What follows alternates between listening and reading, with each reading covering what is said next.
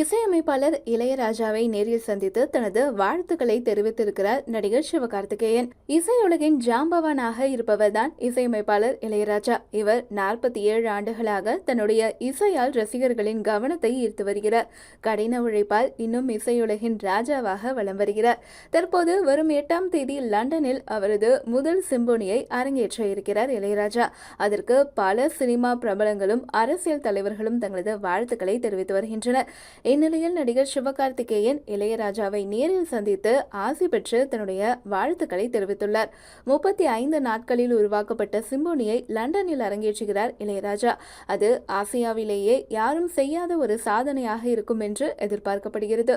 அது மட்டுமின்றி யாழ் ஒன்றையும் நினைவு பரிசாக வழங்கியிருக்கிறார் சிவகார்த்திகேயன். இது தொடர்பான புகைப்படங்களும் வீடியோக்களும் தற்போது இணையத்தில் வைரலாகி வருகிறது.